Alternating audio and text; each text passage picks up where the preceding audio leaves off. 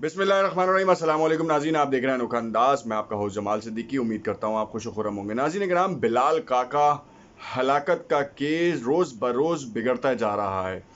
कल जो press conference की और रात में जो बाईपास को ब्लॉक किया गया और उसके बाद हुकूमत को क्या पैगाम दिया गया, जबकि हुकूमत ने कल एक प्रेस कॉन्फ्रेंस में उन्होंने सूबाई वज़रा ने बाकायदा तौर पर इस बात का ऐलान किया था कि मुल्ज़िमान को कैफ़े किरदार तक पहुंचाया जाएगा और जो सूबे में बदअमनी फैलाने की कोशिश करेगा, चाहे वो सोशल मीडिया पे हो, रोडों पे आके कोई कार्रवाई कर रहा हो, उसके खिलाफ सख्ती से निपटा जाएगा। उसके बाद भी हमने देखा कि जो मुश्तइल अफराद थे उन्होंने जो है गाहे बगाहे बहुत से रास्तों के ऊपर तकालीफ पैदा की।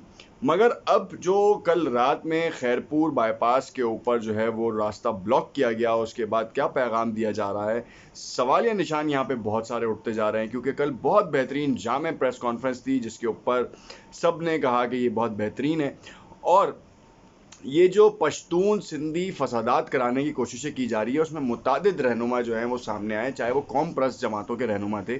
उन्होंने इस बात की यकीन दहानी कराई सूबाई वज़रा को कि ऐसा कोई अमल नहीं हो पाएगा। नाज़रीन कराम, डिटेल में जाने से पहले आपसे इल्तमास करूंगा इस पूरे वाक़े को डिस्कस करने से पहले कि अगर आपने चैनल सब्सक्राइब नहीं किया तो इसे ज़रूर सब्सक्राइब कर लें ताकि आने वाली तमाम वीडियोज़ के नोटिफिकेशन मिलते रहें।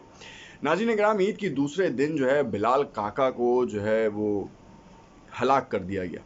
अब ये खबर थी, इस खबर ने जंगल में आग की तरह मशहूर हुई। उसके बाद एक स्टोरी जो है वो नैरेटिव एक जो है वो सोशल मीडिया पे गर्दिश करता नजर आया कि बिलाल काका और उसके दोस्तों का ये काम था कि वो दूसरे होटल्स पे जाते थे, खाना खाते थे, उनसे भत्ता मांगते थे और पैसे नहीं देते थे।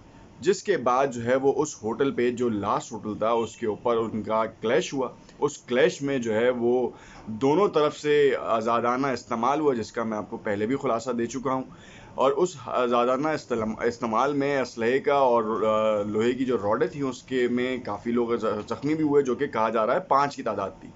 अब सीन ये हुआ कि जब ये वाक़या हो गया, पुलिस की मोबाइल की एक वीडियो फुटेज भी सामने आ गई कि एहलकार वो काम नहीं कर रहा था, वो आगे जाके उस फड्डे को रोक नहीं रहा था, शायद इतना मामला बढ़ता भी नहीं। आला अफसरान उसके खिलाफ भी तहकीकात कर रहे हैं। और तो और शहसवार मुलजिम को 2 रोज़ा रिमांड पे रखा गया। आज और कल जो है वो उसे अदालत में पेश किया गया और उस पेशी के बाद जो है अब मंजर आम पर सूरत हाल ये है कि कल भी दूसरे दिन भी कशीदगी रही सोराब गोट के ऊपर। अब इस कशीदगी में पश्तूनों का नाम लिया जा रहा है और उन पश्तूनों के पीछे कोई शरपसंद अनासिर हैं, क्योंकि बिलाल काका की 12 एफआईआर सामने आ गई। ये बात तो सामने आती है कि कानून नाफिज करने वाले इदारे जो हैं वो हरकत में आए, उन्होंने बाकायदा तौर पर इसके ऊपर काम किया। जब एक शख्स की 12 एफआईआर हैं तो इसका मतलब है वो इनोसेंट नहीं है।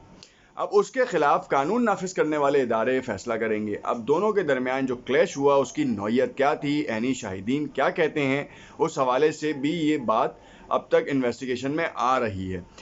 मगर उसका एक बैड इम्पैक्ट ये आया कि जो चंद शरपसंद अनासिर थे उन्होंने इस कत्ल के वाक़े को जो है वो लसानियत से जोड़ दिया, जो कि इंतहाई ख़तरनाक और इंतहाई अफसोसनाक जिसे कहेंगे आप, कि ये हरकत किसी और की नहीं, कुछ शरपसंद अनासिर जो हम जैसे लोगों हैं उनके दिमाग शायद इस वक्त जगह पे नहीं है और वो इस चीज़ को हवा दे रहे हैं दोनों तरफ से, चाहे वो पश्तून हो चाहे वो सिंधी हो।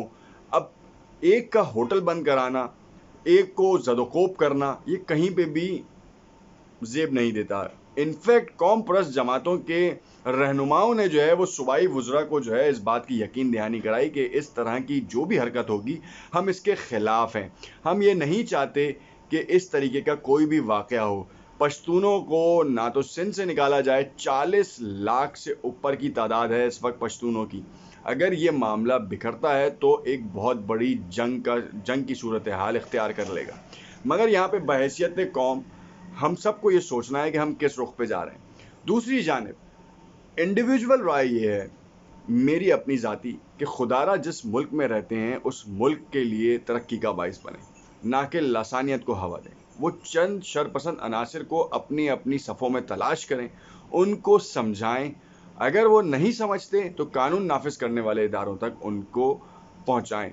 ताकि कोई भी बदअमनी का जरिया ना बन सके। अब यही कुछ इस तरीके का वाक़या हुआ कि वहाँ पर सोराब गोट के ऊपर अफ़गानिस्तान का परचम लहरा दिया गया। परचम लहराना मसला नहीं था, मगर जिस अंदाज में लहराया गया और जिस अंदाज में ये पोर्ट्रे किया गया वो बिल्कुल सरासर गलत था, जिसकी हमें मतलब हम जिसका मुखालफत करते हैं कि इस तरीके का काम नहीं होना चाहिए। इस वक्त पाकिस्तानियत को उजागर करना है, ना कि आप यहाँ पे अफगानिस्तानियत को उजागर करें।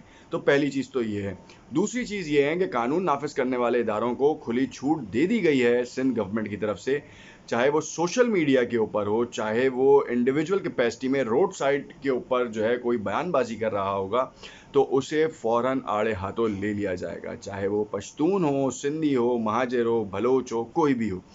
अब इस तरह के जो वाक़यात हैं, ये पूरी कौम के लिए शर्म का मुकाम भी रखते हैं। क्यों? क्योंकि हम बहैसियत कौम क्या कर रहे हैं, चाहे हम मुसलमान हैं, बहुत से पश्तूनों में मुसलमान नहीं होंगे, मगर पाकिस्तानी हम सब हैं।